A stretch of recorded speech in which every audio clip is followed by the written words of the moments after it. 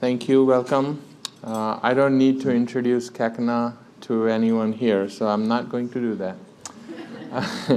But this session is basically more or less like to tell you like how different things, different features of Kekna can integrate together, and how each person is unique. So as you all know, there are different phases of Kekna. It can come in form of like dystonias, which is abnormal twisting, turning of the body part, or it can come with ataxias, that you cannot walk well, you cannot reach out to things well. They come and go on episodes. It can come in other forms of other involuntary movement disorders, or sometimes dizziness, vertigo. Pain and seizures are some of the very classic features of Kekna, and some eye movement problems and developmental and learning disabilities, another big issue. So there are all these different features that different people experience at different time, and yet every individual is a different individual.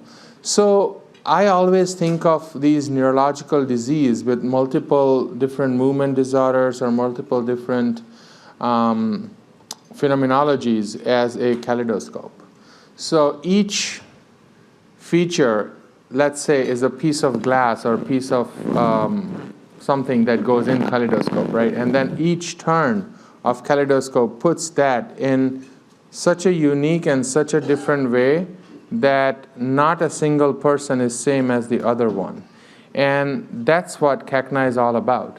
So what we are going to do in upcoming half an hour, 45 minutes, hour, whichever long session it is that we will have different experts who have expertise in movement disorders such as ataxias, dystonias, eye movement problems, dizziness, and talk like how each piece of this kaleidoscope can impact, what can one do about it, and then ultimately we will integrate to make it into kaleidoscope. So we have some speakers here. You will hear from them. I just captured it from Zoom meeting, but I think everybody was thinking about you. So so we will start.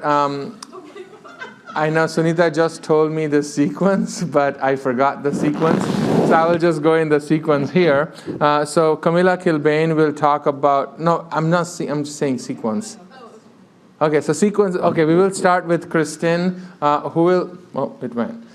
So she will start with ataxia, followed by Camilla will talk about dystonias.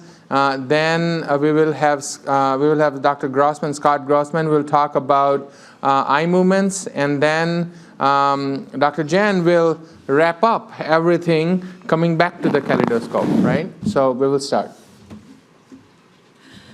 Well, hi, everyone. I'm Kristin Baranano. I'm a child neurologist and neurogeneticist in Baltimore, Maryland.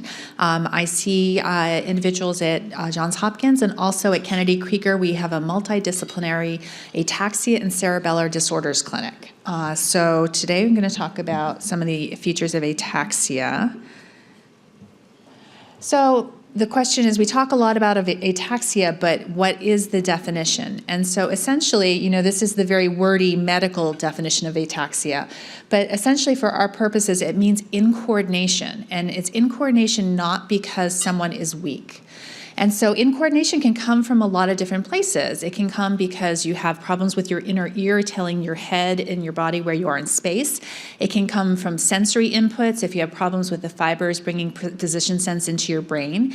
But we're specifically talking about the kind of incoordination that comes about because of dysfunction of the cerebellum. And so the cerebellum, it doesn't generate motor commands. It is this fantastic integrator that makes our motor outputs fine-tuned and adaptive. And so our cerebellum is getting those inputs from the motor cortex, from the inner ear, from our eyes, from all those sensory fibers coming up through the spinal cord into our brain. And it's making things accurate and adaptive. And we know that the CACNA1A protein is so intimately involved in the function of the cerebellum that when we have differences in the function, one of the manifestations is ataxia. But what does ataxia look like? So there are a lot of symptoms and diagnoses that you'll have heard applied to your children and to adults.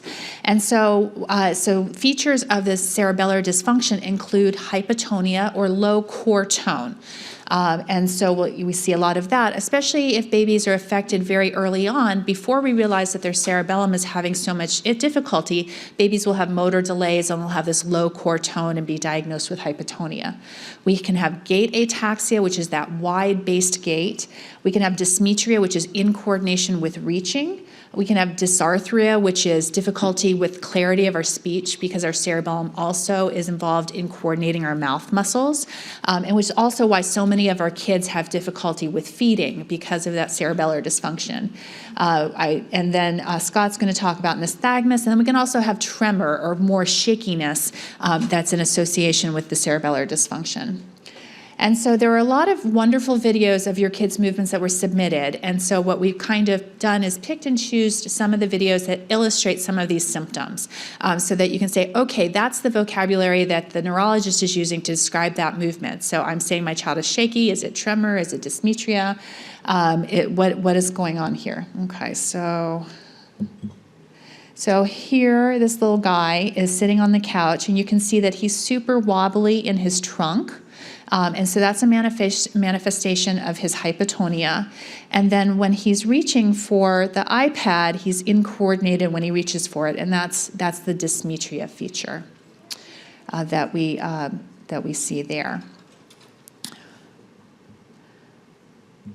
Okay, and so here's an example of gait ataxia. So this is this wide-based gait that we see so often.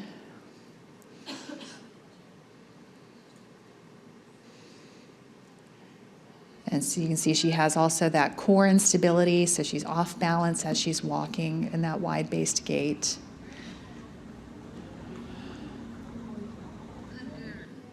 Okay, and then here's an example of tremor, or this kind of really fine shakiness that people will experience because of their cerebellar dysfunction.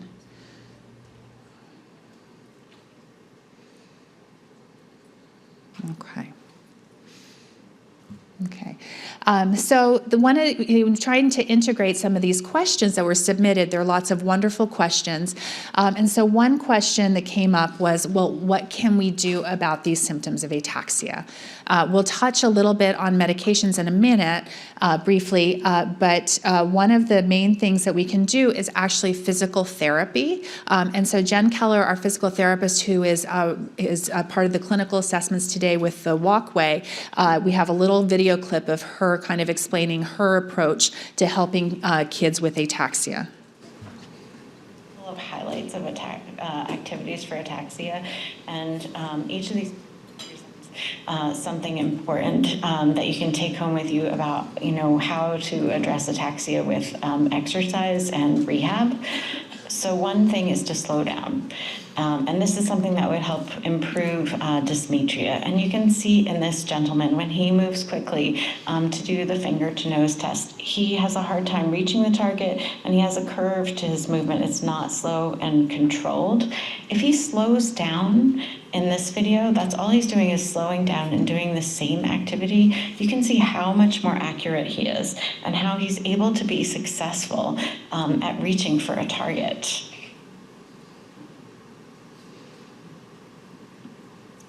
Another thing that's really beneficial is to reduce the movement to one joint, and this can compensate for incoordination as well. So you can see down here in this bottom video, this gentleman also has a lot of ataxia, a lot of trouble coordinating all three joints, and that's why he has a hard time touching his chin or his nose and my finger.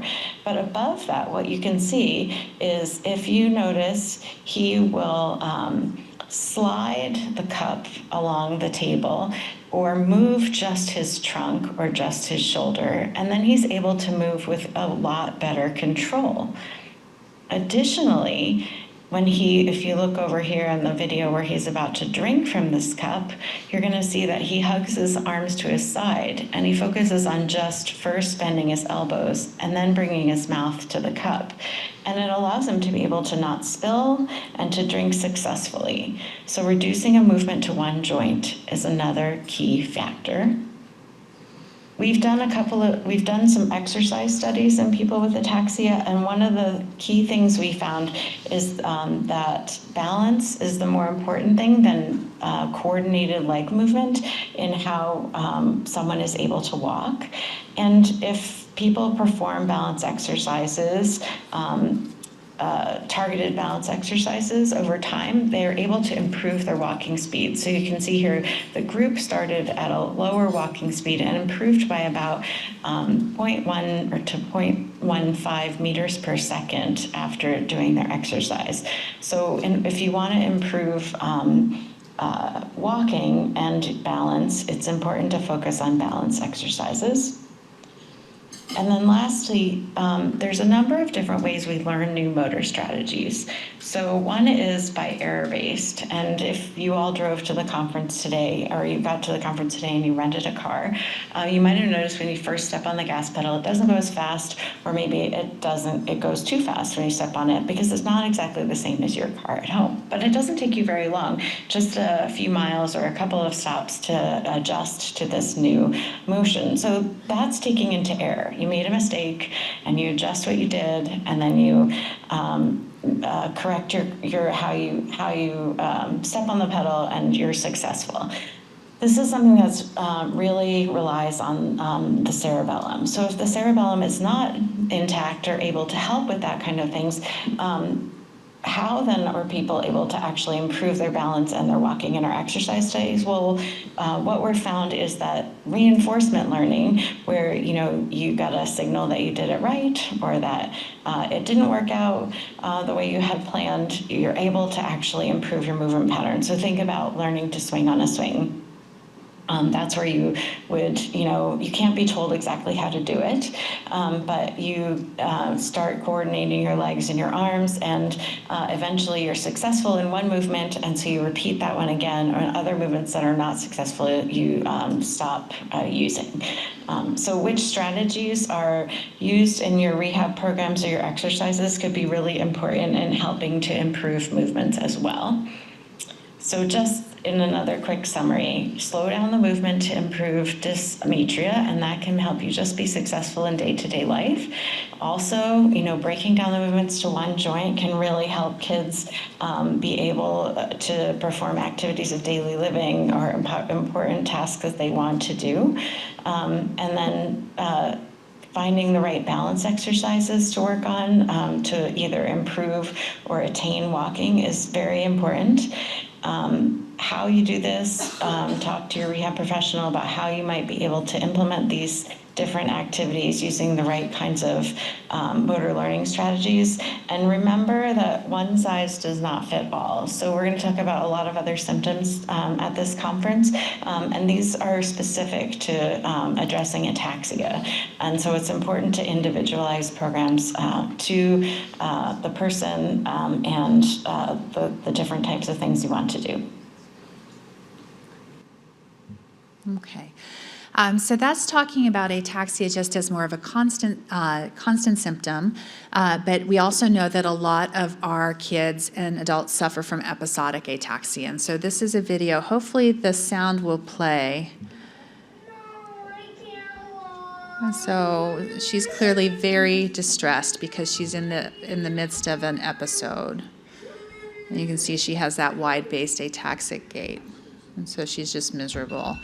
And so then the question is, well, how do we treat the ataxia at baseline? How do we treat episodic ataxia? And then also, as we've already touched on, migraine and epilepsy. And so we've mentioned this earlier today, a group of clinicians, we are working on consensus management guidelines. And so we're hopeful that in the next couple of months, we'll put that out there and be able to have that published so that other cllinicians who are less familiar with treating these symptoms in CACNA 1A will have a better handle on how to help everyone. So we're working on that, so stay tuned. Okay. But in terms of specific treatment of medications for ataxia, just in terms of some of the things that we touch on these consensus management guidelines, is going through the literature and seeing what supports some of the use of these. I think most of us have heard of acetazolamide, also called Diamox. There's also a lot of evidence for 4-aminopyridine, or the extended release form called dalfampridine, which is the brand name Ampyra.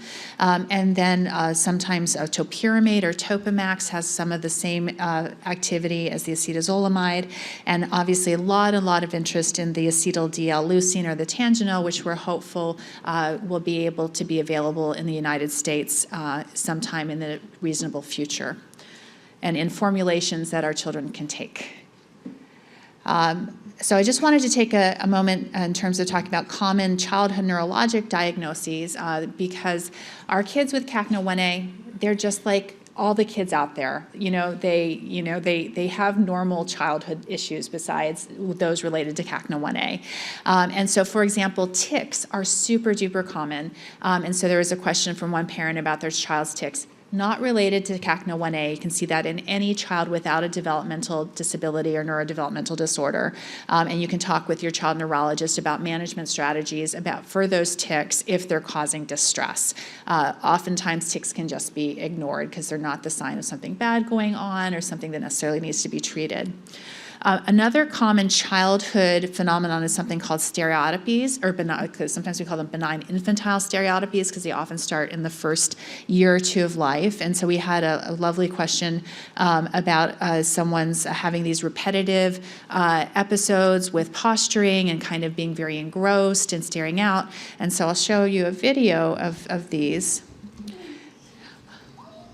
And so she's very alert. We know that this is not a seizure, and she's doing these kind of repetitive movements there. She's really in her own world.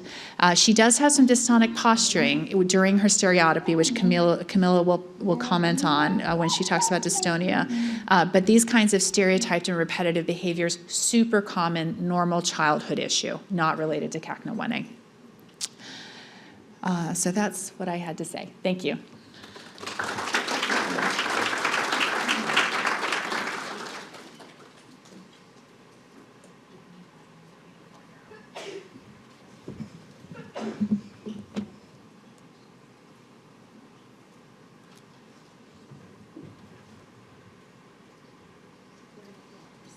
Oh, okay, got it. So my name is Camilla Kilbane. I am a movement disorder neurologist at University Hospitals in Cleveland, and which is affiliated with Case Western.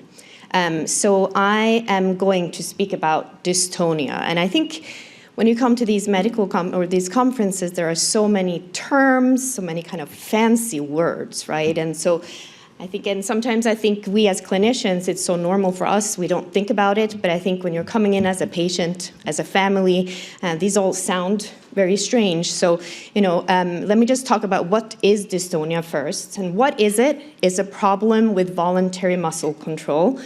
I think within the CACNA1 families, the diagnosis is often delayed, but that's actually the case for many patients who have dystonia, not part of a neurodevelopmental disorder. These patients are often missed, and it takes a long time for them to get a diagnosis.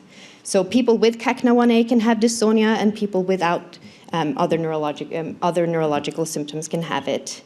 It causes difficulty performing voluntary actions, and then we're going to briefly talk about treatments. So what is it? Parts of the body go into an abnormal posture or has involuntary movements. So usually I put up the biceps here because I like to use that as an example. So when you're extending your arm, you need your triceps to contract and you need your biceps to relax, right? So that it happens smoothly. And what happens in dystonia is that the two muscles are co-contracting. So the biceps is fighting the triceps, and it becomes these kind of abnormal, involuntary muscle contractions that can cause the arm to go into a posture or can cause it to become really twisty or shaky. Again, sometimes it can really look like a tremor, or sometimes it's more sustained. Sometimes it happens with only specific tasks. So somebody might have dystonia of their leg when they're walking forwards. When they're running, they don't have dystonia of the leg. When they walk backwards, they may not have dystonia. So it can really be task-specific, and these are some of the things that movement disorder neurologists are really good at kind of teasing out.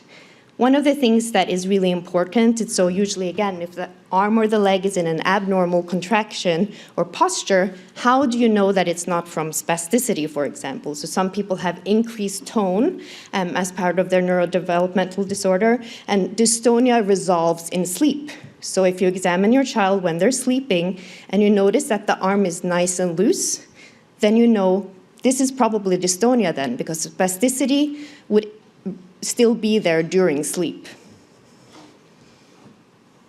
So there are several medications. We're going to look at the videos afterwards. So, there are several medications that can be used to treat dystonia. Some of those are oral medications. Those might be helpful, for example, if you have dystonia of many parts of the body. So something called trihexyphenidyl can be used. Muscle relaxers can be used. Benzodiazepines, which are kind of Valium, clonazepam, that kind of class of medication. And sometimes even medications that we use to treat Parkinson's are useful in dystonia. If it's just one part of the body that has these abnormal muscle contractions, we have something called botulinum toxin injection. So everybody, when they think about Botox, they think about wrinkles and all of those kinds of things. But Botox is really used really commonly in neurological disorders for post-stroke, for dystonia, and many other movement disorders. And the beauty of this is you have a focal problem, you give the medication right where it's needed, instead of a medication that you take that's affecting your whole body. Because many of those medications can make you sleepy, can cause mood changes, things like that. And I know many of the patients here are children. A lot of pediatric doctors, when they do these injections, they can give some sedatives to kind of, relax patients so that they don't feel as much pain. If you have dystonia of many parts of your body, sometimes you can even do deep brain stimulation, which is where you implant electrodes into the brain, and that can help dystonia. We don't have any reports of that in people with CACNA 1A, but that is a possible treatment. So if anybody likes art, I like art. So many of you have probably seen Modigliani's beautiful pictures, and we could probably say that one of his muses had dystonia of the neck.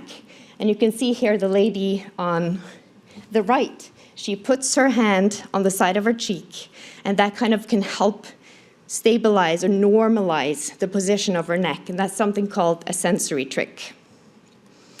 So all of these things are really hard to conceptualize when you're just hearing the words, right? So what is it exactly? A picture's worth 1,000, or a video in this case, is worth 1,000 words. So let's play the first video. So we already looked at this video already, and we were talking about the stereotypies, but what you're noticing here is that there's these abnormal postures of the hands. They kind of go into these abnormal postures. Sometimes you can see that the fingers, not in this case, but that the fingers are kind of spooning or splaying, and they're flexing in. So that's part of a dystonic posturing. When you look at this video, you're going to look at her right arm. And you'll see here eventually that there's some sort of extension, forceful extension and posterior deviation of the arm, which is also a dystonia. So I would say that parents are amazing, and I couldn't have made the video better myself, but what happens a lot of times is if it's really subtle, you have to do it over and over and over again. So what we'll have people do is like walk up and down the corridor over and over. And then sometimes the more they use the muscles, the more it happens. So I want you to look at her left leg. So kudos to parents here. First of all, we see that she has a wide-based gait, so often these movements coexist with ataxia, for example. And you'll see that the foot is starting to twist in when she's walking. And so that's an example of a dystonic posturing of the leg. Now, if this happens just, a little bit, you may not have to do anything about it, right? Dystonia is usually not painful, although it can be if it affects the neck. But sometimes, though, these movements can make it really hard to walk, because the longer you walk, the more you're kind of getting the position of your foot in an abnormal way. Now, the last video, again, we saw this one before, But I think it's in addition to like tremor, I think what I see when I'm looking at this video is that the arm looks really tight. So and again, what I typically do in patients when I see them in the clinic is that I have them keep writing or keep drawing, and what you see is that the hand is kind of pulling up, as she's writing, and it gets worse the more longer she does the skill. And see, she's kind of using a sensory trick almost, so she's learned how to do this herself. She uses her other arm, right, to stabilize the other hand. And so this is, you could call it, that's a dystonic posture. Sometimes this happens in people, what we call it a writer's cramp, or it can be, with other activities as well. And so again, if you can see a specific posture, and it's just one part of your body, then botulinum toxin injections is a very good treatment option. It has to be given every 3 months. So, there's a downside to that. It does work by weakening muscles. So, you have to be careful and kind of gradually step the dose up as you go. But it can be a very, very helpful treatment for dystonia. So I hope, again, that the videos, again, kind of illustrate what dystonia is. It's an abnormal muscle contraction. It interferes with your voluntary actions. Usually when you're sitting and resting, you don't have it. When you do movements, they tend to kind of get exacerbated. And again, they resolve in your sleep. So that's all I'm going to say about dystonia. Thank you.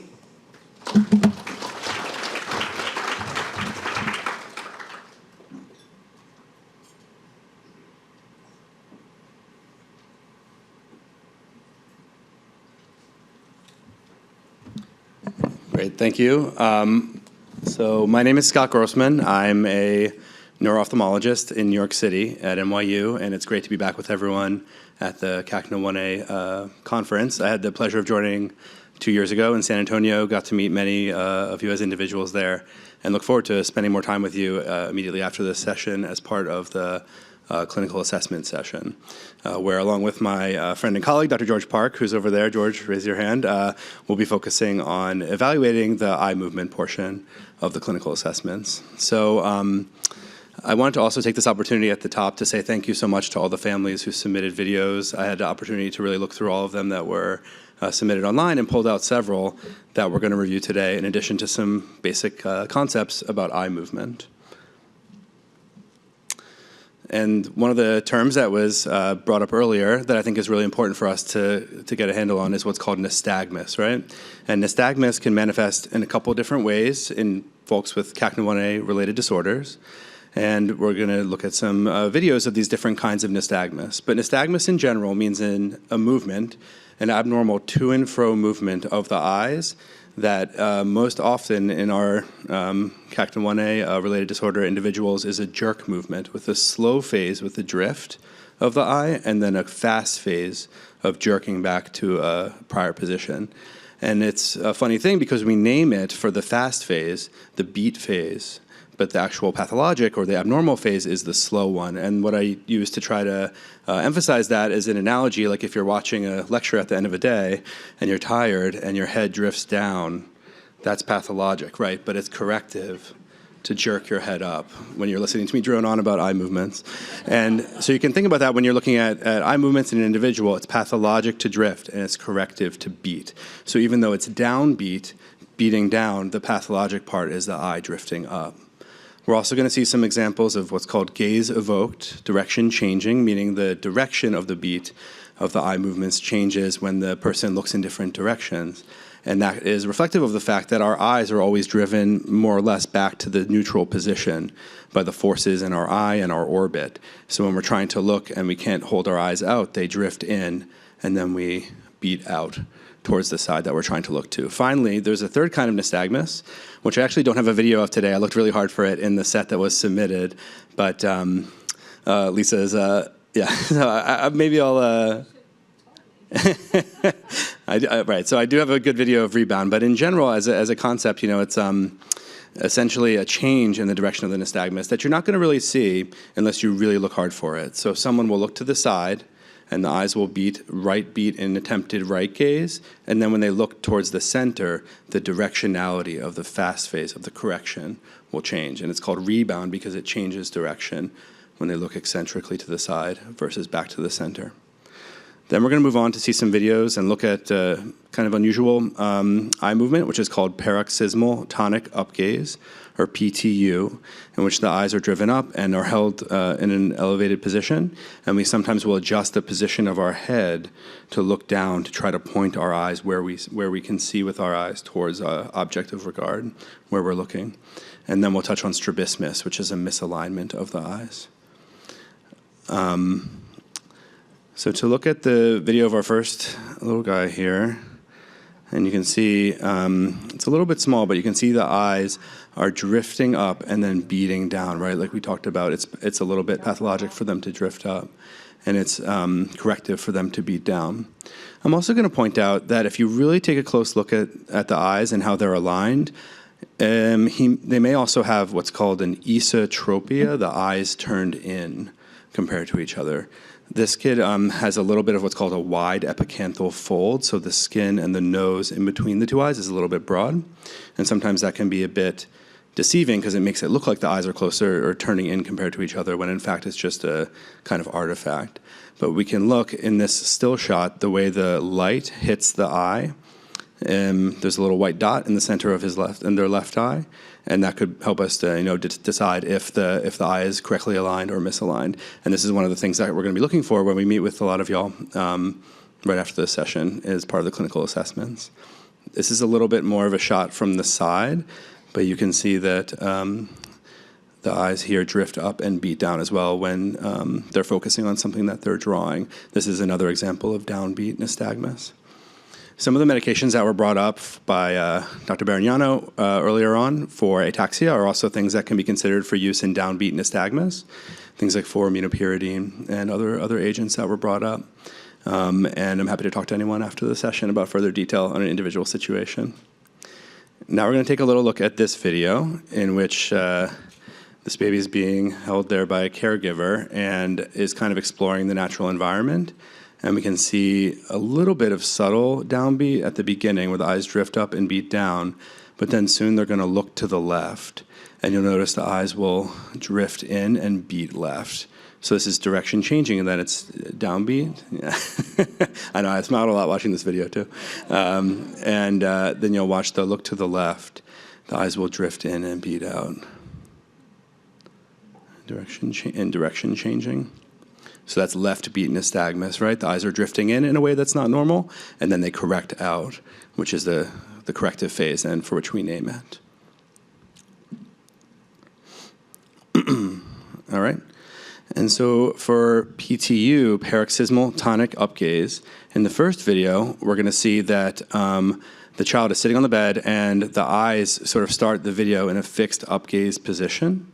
And as a compensatory mechanism, in my view, just looking at this video, I don't know too much about the child. Their head is dropped down in an attempt to look at their thing that they're interacting with their caregiver. I think it's like a toy that they're playing with. And that's a phenomenon that's called foveating, or changing the gaze position of the head, because there's a part of our eye that helps us see the best. And if we assume a chin down position when our eyes are fixed in upgaze, it can help us focus. One of the questions that came in on the list of questions that were submitted was someone asking about a drug other than acetazolamide that's been found to be effective for paroxysmal tonic upgaze. And that person mentioned that their doctor had brought up L-Dopa in addition to acetazolamide, but had slow gastric emptying and were wondering about it. So I reviewed the literature on this to try to understand is anything else out there. These are pretty rare entities, so we don't have a clinical trial or very strong data on which to make decisions, but there is a medication that's actually not something that I've ever used in the United States called Soltium, which is a medication used in Central Europe, German-speaking countries, and in Israel for focal epilepsy that's been tried in paroxysmal tonic upgaze and could be a thought. Some folks also asked with nystagmus, in general, what's the visual experience that we have?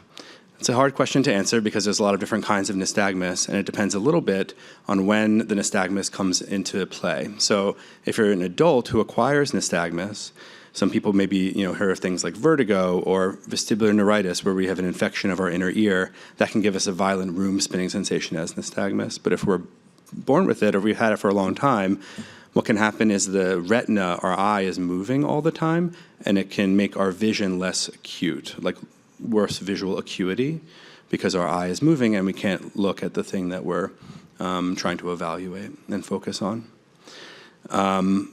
And then that tailors into the last point that I wanted to review, which is talking about strabismus. Strabismus is another one of those words that is a little bit confusing, but basically just means eye misalignment. Eye misalignment where one eye looks like it's drifting in. So in this still frame of the first child here, you can see that their left eye is turned in and their right eye is more focused on the camera or their caregiver. And someone also asked in the questions, what's the visual experience of a person who has strabismus? So a lot of the times, these kids are really fixating or focusing with just one eye, and the other eye is suppressed and is not something that's contributing too much to the visual experience. So that can affect vision in a couple of ways, including sometimes folks will notice difficulty with navigating 3D environments, like curb cuts, or in New York City, people navigating the stairs down to the subway, because we have to capture visual information from two eyes to see in 3D. It's called stereopsis. And if we're only looking with one eye and suppressing our other eye, sometimes that can be affected. This can evolve over the lifespan as well. Here's another screenshot of that other kid from before, just showing a question of whether the eyes are turned in or if it's just the broad epicanthal folds. I look forward to taking questions with the rest of our colleagues up here and also to meeting a lot of people individually for the clinical assessments after.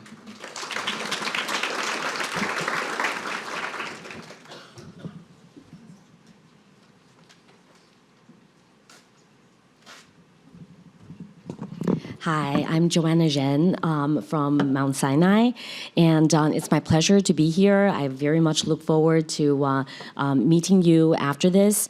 So we're pressed for time. I just have, now it's my turn to not know what to do.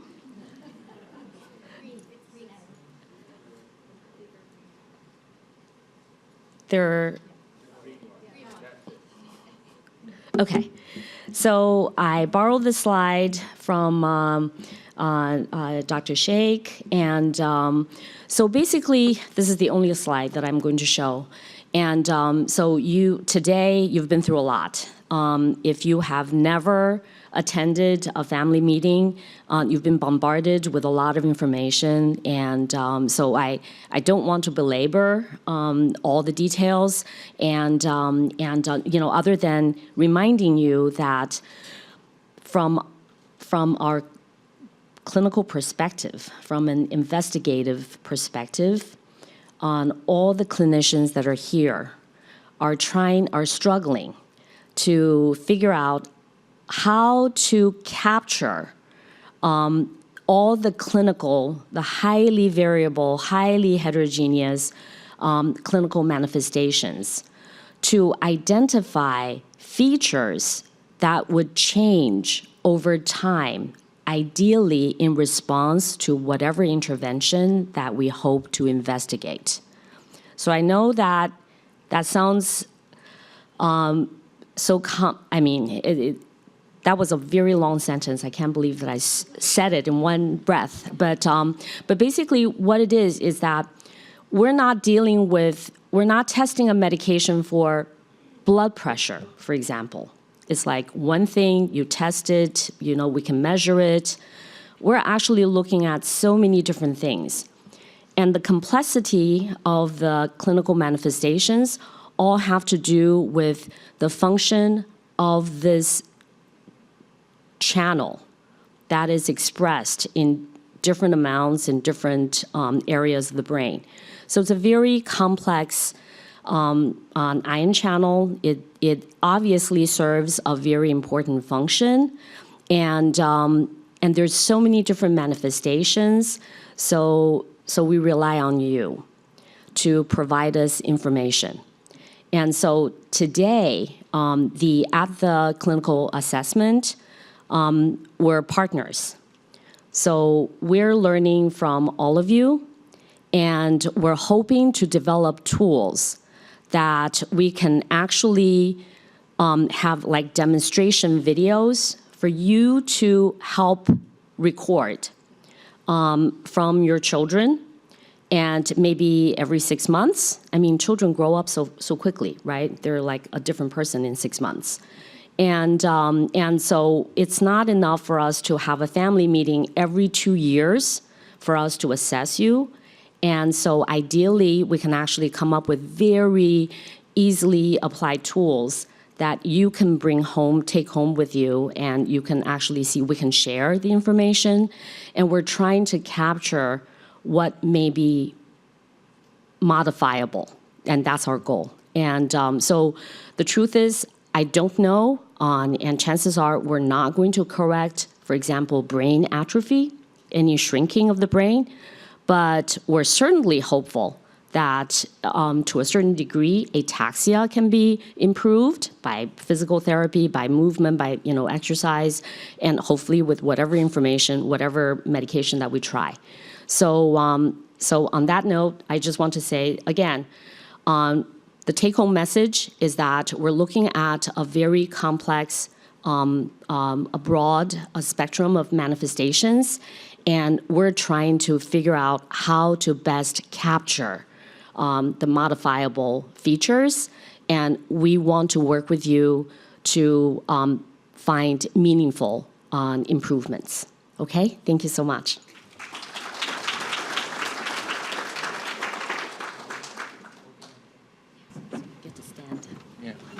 So we will open up for some questions if you guys have any questions which are not covered. We have little time here to.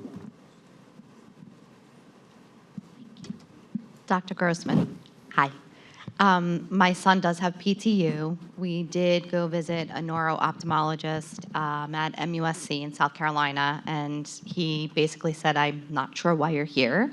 He has no vision problems. He doesn't have PTU. And I was like, okay, he does. But so we left there kind of with a bad taste in our mouth. He still does look like this. And now he's starting to look like this sideways. What would you suggest to put in to get an approval to see another neuro-ophthalmologist? Like what I wanted, he said, what did you want to get out of this? I said, I wanted to get what is his brain telling his eyes that he's actually seeing? How can I fix that? What can I modify for him so that maybe he can see better, whether it's level or different color behind or something? Yeah, thanks so much for your question. And I'm sorry to hear that you may have had a suboptimal experience with someone. But a couple thoughts would be, and we may chat more after this, would be to bring a video with you that you have of a typical episode, both of him assuming the chin down position to look up in the context of PTU. And it's interesting, you described him tilting his head this way. So there are different ways that the eyes can misalign that can involve folks tilting their head to try to bring their eyes into better alignment. So there may also be a secondary different issue going on. You may, some suggestions from a practical standpoint would be to try to establish care, if it's possible, somewhere with a specialized pediatric neuro-ophthalmology service. This gets a little bit into the weeds, but the world is pretty small for neuro-ophthalmology, and there's actually a subgroup of the national organization for our field, which is called CPNO, Consortium of Pediatric Neuro-Ophthalmologists. There's about 25 to 30 folks in the US that do this. And Philadelphia and Boston, I think, would be ideal centers for evaluation. I'm also happy to discuss with you further, individuals that could be a good option that may be within striking distance of Charleston. Yeah. So if I may jump in, again, PTU is rare, and there's limited literature. There's some controversy about the etiology or the mechanism underlying PTU. So in the early days, it's been mistaken for a form of seizure, but I think that's falling out of favor. And so I think it's very important that we, again, try to understand the disease mechanism. But what Dr. Grossman presented was that basically the cerebellum plays a very important role in stabilizing gaze. So anytime when we have unusual, abnormal eye movement, these are all central features. And so there's actually another key question that we don't really know, and we rely on you. And that is, based on the literature, limited literature that we have, PTU could resolve with age. But I don't know if it's true. So, so we rely on you, and we would need to continue to gather information. Hi. And yeah, I'll just add that also PTU has been seen in kids who do not have ultimately test positive for CACNA1A related disorder. So it can be an isolated, PTU without CACNA1A or D. The other, speaking of, so in ataxia-telangiectasia, for example, what people have been thinking, and many other dystonia disorders, that dystonia, for example, comes first, followed by ataxia. I'm wondering if PTU, what is a correlation? So two things that came to mind. One is it a worst form of downbeat, where is a strong upward drive which pulls the eye up, and there is not enough, it's a strong upward bias, it's so strong that eyes cannot be pulled down. And that is one. And the second is like almost like a dystonic form, paroxysmal dystonic form, which brings the gaze up. And interesting that you said it results with age, because as they grow, they get more ataxia and less dystonia. So does PTU patients have more PTU, less ataxia, and when it resolves, the ataxia predominates? Something to think about, look into. We'll need to chat about that later. Thank you all so much for being here. I wish I could take all of you home with me, because my daughter will see each of you today. So my question really is for the whole panel. My daughter sees a PT, OT, a VI teacher, and an O&M, an orientation and mobility teacher. And oftentimes they ask, what therapies can we do with her when they pull her out? And I've asked her physicians, and her physicians kind of say, well, that's kind of up to the teacher. But the teacher is then asking, what would the physician recommend? And so kind of as a panel, is there a place I can send her therapist, which I know a number of us probably have a team of therapists, where we can direct them to say, like, maybe look at these therapies that go with the disorder.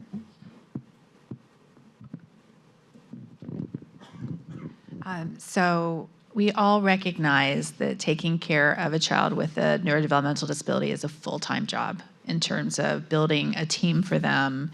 And you want to make sure that even if it's a rare disorder, that your team isn't necessarily individually experienced with it. And it's wonderful to hear that they're open to hearing suggestions from people who may have seen more of it. So, for example, Jen Keller today doing PT, she's always very happy to talk with outside physical therapists and make recommendations. Tomorrow afternoon, we're going to be having one of our wonderful Kennedy's SLPs speaking.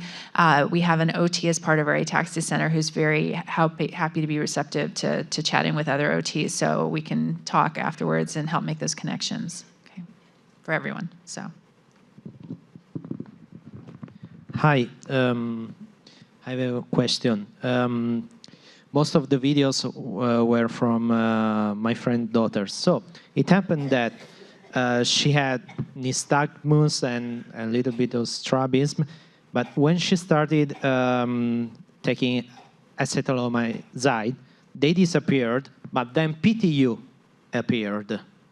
And so the question is that whether if you have any idea why it happened, and also when she wakes up, usually she doesn't have PTU, but she gets more and more PTU after some minutes that she's awake. And if you know any long-term adverse consequence of taking acetaminophen for a long period, because nobody knew the side effects of giving acetaminophen to an 8-month-old baby. Sorry for my bad English. No, thanks. There's a number of questions in there that I'll try to get to all of them.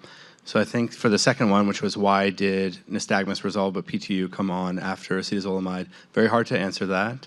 I do think that it could be, there's one of two things, right? It could be part of the natural history for her as an individual. It's possible that there's a mechanism of PTU, that underlies PTU that we don't understand that was in this individual, exacerbated by acetazolamide, but I'm a little bit more hard-pressed to think that based on the mechanism of action.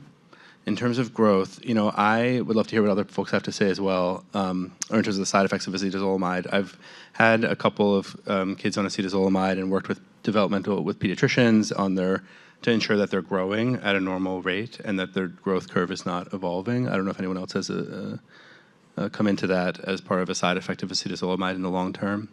For adults, as part of my neuro-ophthalmic practice, I use acetazolamide all the time, and I generally don't feel that there are adverse long-term effects. In the near term, people can have tingling of their hands or of their tongue that can be a little bit disorienting, but often is expected and will go away if people do things like have a banana every day or work with supplementation of vitamins. There was a third question in there that I forgot. Yes, why does sleep improve? Oh. No, I was actually going to ask if anybody could raise a hand if there's other patients or families who have noticed that there is a diurnal, a variation, that it's more and more as the day goes by. Because again, the theory of it being more of a dystonic, syndrome, then remember how I said dystonia goes away with sleep.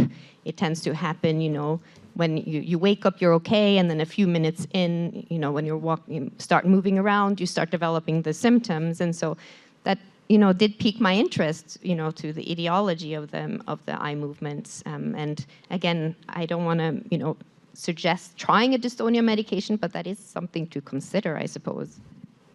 I remember the last. I agree. I mean, dystonia and Iman both are very near. One is right heart chamber and one is left heart chamber for me.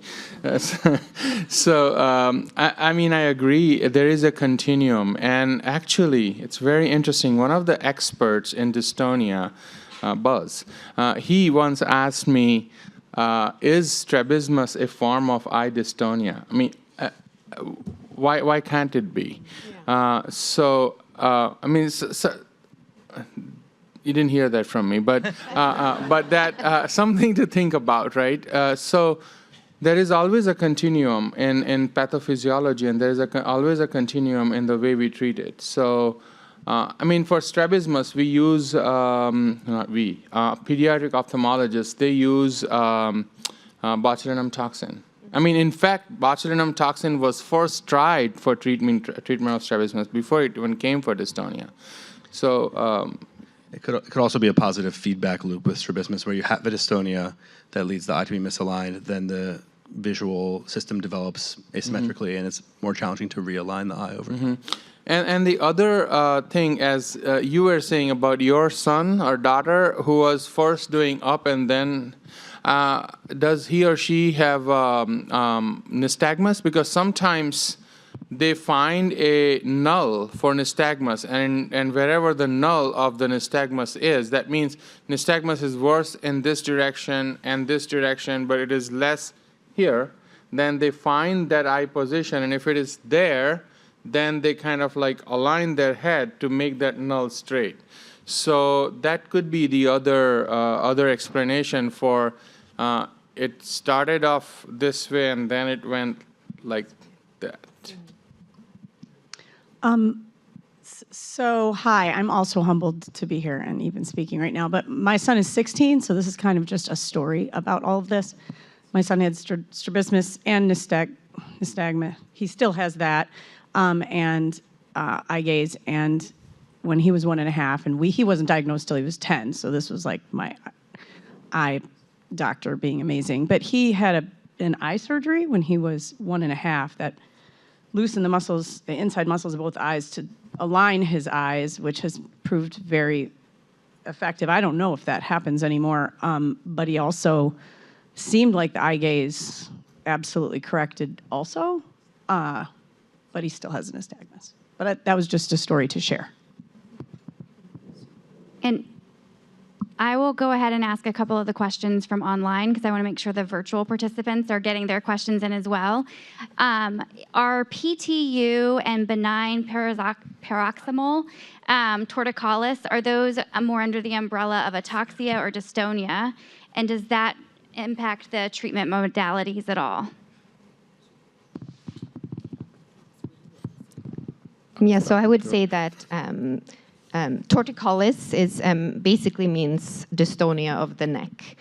So benign torticollis would be a dystonia of the neck. So, you know, either your neck could be like pulled to the side, backwards, or tilted. So that would go under the dystonia. The PTU, again, we were kind of discussing that, you know, it's unknown. But I did want to, you know, just mention one more thing, and that is, again, that sometimes dystonia can be very shaky or tremulous too, and it kind of goes back to what was brought up about null point, which happens in the eyes, and I think the same thing can happen in the muscle of the body, and that's that, you know, your dystonia wants to pull you in one direction, and then you're trying to correct again. And so, for example, if you have dystonia of the neck, if your neck wants to pull to the right, well then, again, you're going to try to correct yourself to get back to the midline, and so it can kind of look shaky and tremulous again. So there's really a lot of overlap, right, in these symptoms, kind of, but different body systems, obviously. Yeah, And adding to the, sorry. The comment that I would make is, like PTU, we see benign alternating torticollis of infancy in children who don't have CACNA1A. And in that situation in particular, we think of it along the spectrum of a migraine variant. And so if it's really a problem, which it can be because kids will act not themselves and feel unwell, if we treat it with the medications like cyproheptadine that we use to treat migraine in childhood, it gets better. And these are children who are otherwise neurologically without any findings of dystonia. So I think it's up for kind of debate. Thank you. And I'll ask the other online question, and we can I go want back to to add that side. I Yes, want to go add ahead. one more thing on Dr. Kilbane's point on dystonia and nystagmus and pulling and correcting. So over the last 15 years, there has been a lot of literature which has come out which directly made a correlation between dystonia and nystagmus.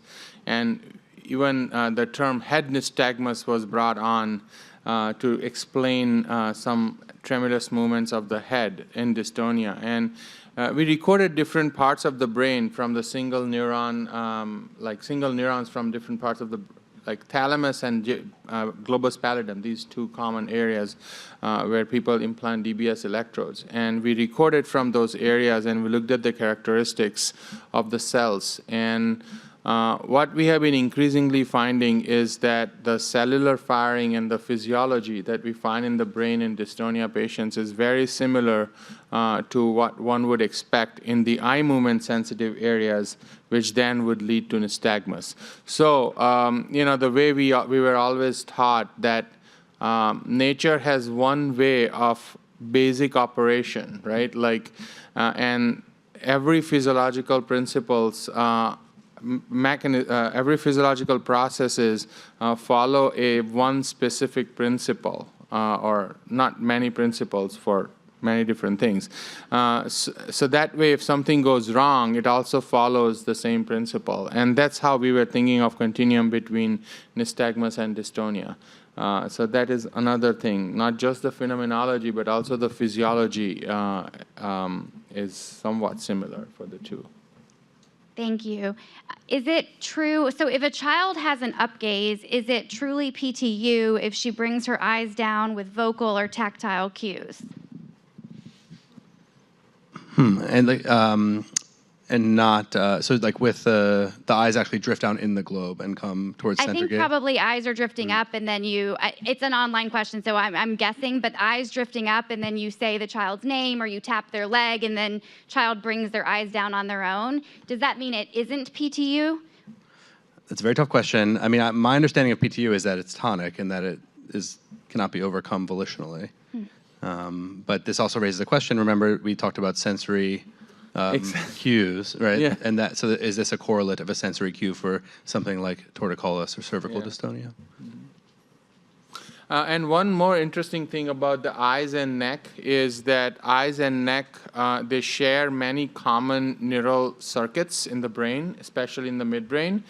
There are neurons which control both eyes and neck. So if there is something wrong in that circuit, which putatively, if it leads to PTU, then this whole concept of sensory trick totally makes sense. How many kids have sensory trick for PTU? That would be an interesting question to ask you guys. That would be something to look for.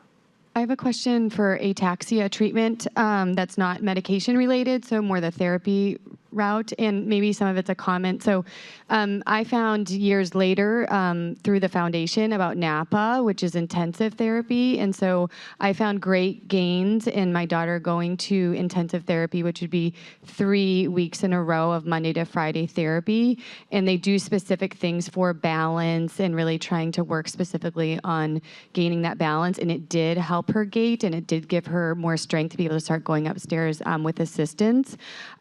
So I know there's always like insurance issues and whatnot, but I think just talking about best medical treatment, as a pediatrician, I think, when kids go to kindergarten to learn to read, they go every day for 5 days in a row. And so for us to try to teach our kids that already have difficult neural pathways how to walk or stand or do something difficult, to go 1 hour a week is really hard. And I think it's also really hard as a parent with child behavior. They're always worse for your parent. For the parent versus a therapist, it's hard to do the therapy always at home quite as well. So I have found intensive therapy to be very beneficial. I didn't know if you guys wanted to comment on that. The second thing is hippotherapy wasn't brought up. And so my daughter did many years of hippotherapy. And the thought is that that's a good therapy for ataxia because it is an example of how if you did have a normal gait, it kind of gives your upper body the feeling of a normal gait, and then that can also build core strength, so maybe that would be another strength and stability.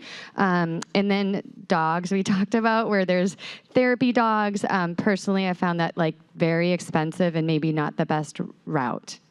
Great. So with your question with hippotherapy, totally agree. And so we talk a lot about formal physical therapy, but as kids get older, we also talk about transitioning to more of real world activities and things that they enjoy doing and steering them towards activities that do that promotion of the core strength and balance. And so not just horseback riding or hippotherapy, but swimming, martial arts, those kinds of things are really, really good for gymnastics, however much they can participate in it. Those are the things that we would have you do more on a regular basis than sometimes physical therapy.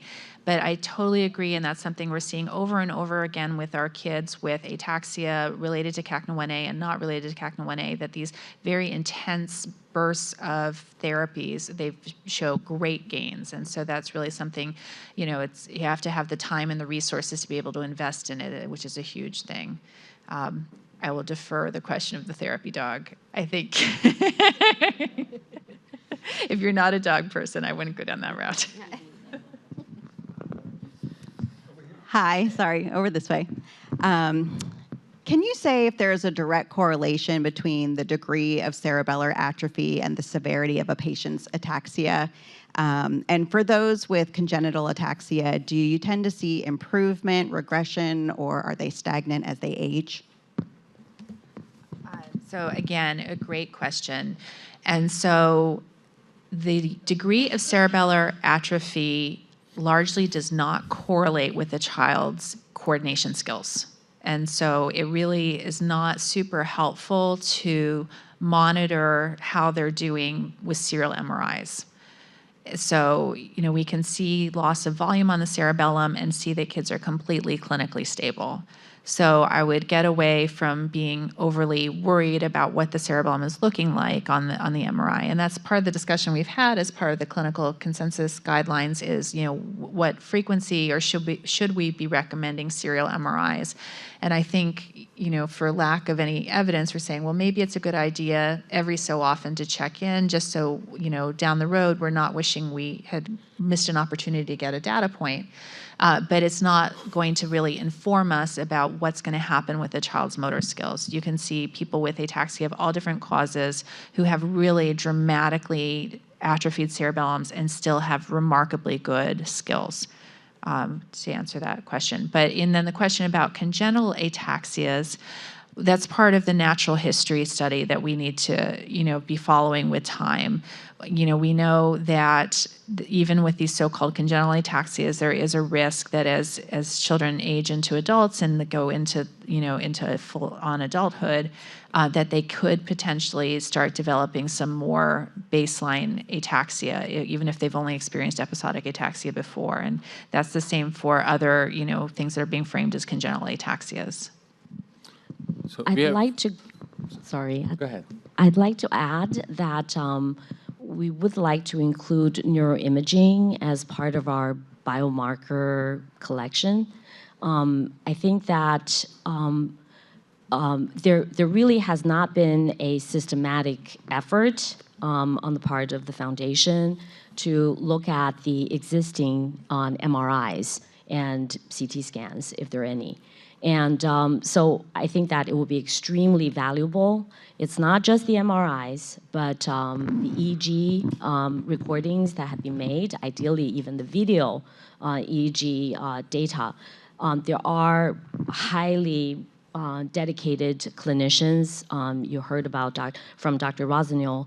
She's eager to analyze the, review all the existing EEG data to actually try to draw some correlations with specific mutations and clinical manifestations.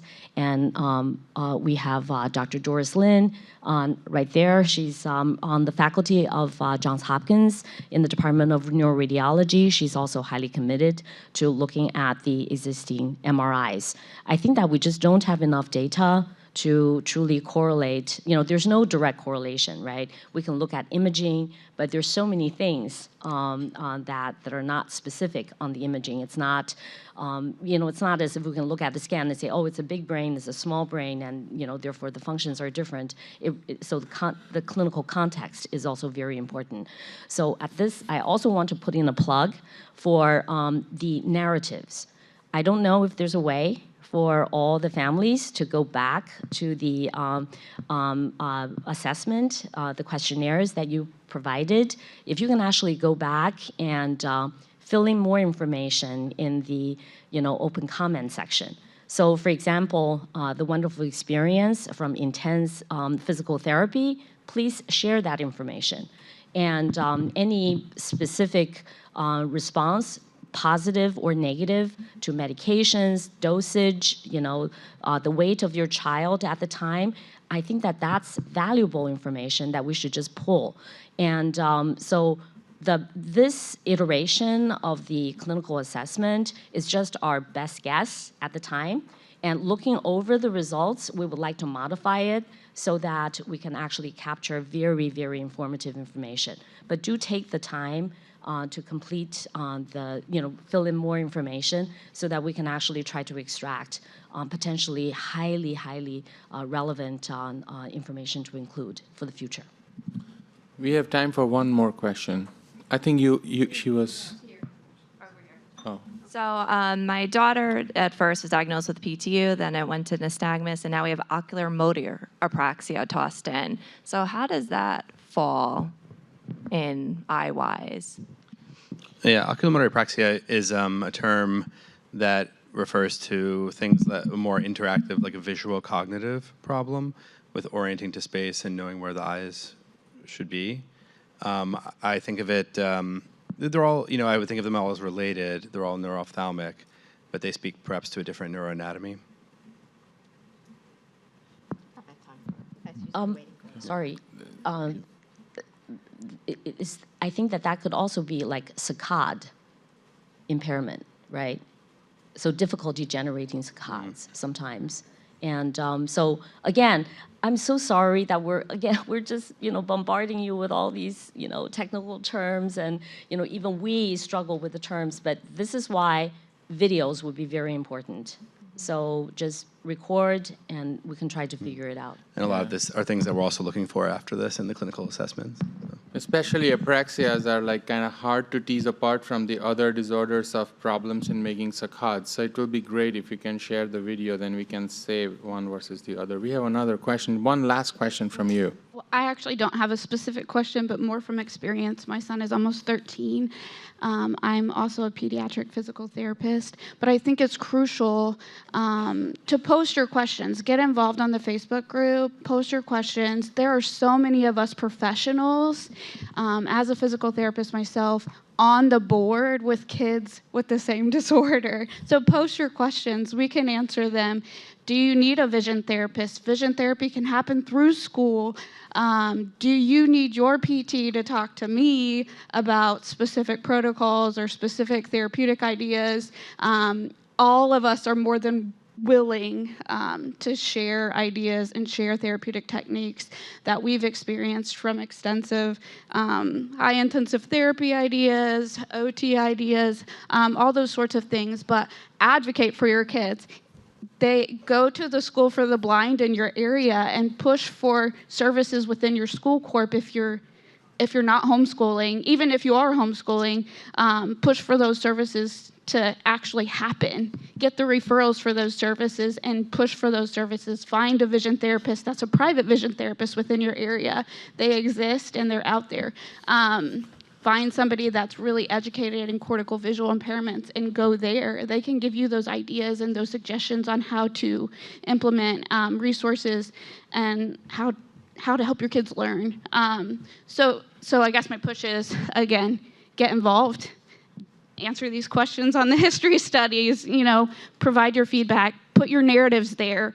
It's all critically important for all of us to get all of the information together so we can have a database of services or, providers that can help us, because there aren't knowledgeable doctors out there. We are doing the teaching. I just want to jump in and say one thing. Because, earlier when I was up speaking, I said something about getting more families involved in this foundation. We can only do so much. We're really tapped out. We're a very small team. So if this is something that parents are interested in, I think it's awesome. I don't think Facebook is really the place, because so many people chime in, and you're chiming in as a professional, but other people are chiming in just randomly. And so, but maybe we use this as an opportunity to sit down and think about it and get a team together and work on developing something like this, like a place where we can go, where we can build out our list of physicians that we can reach out to and whatnot. So I think it's a great idea. Absolutely. So we're all of us are keen on helping with putting together a checklist. And, as part of the checklist, PT, OT, speech therapy should be on it. And then we can, design, web pages or whatever for, the validated or, excellent physical therapy modalities. I'm totally with you.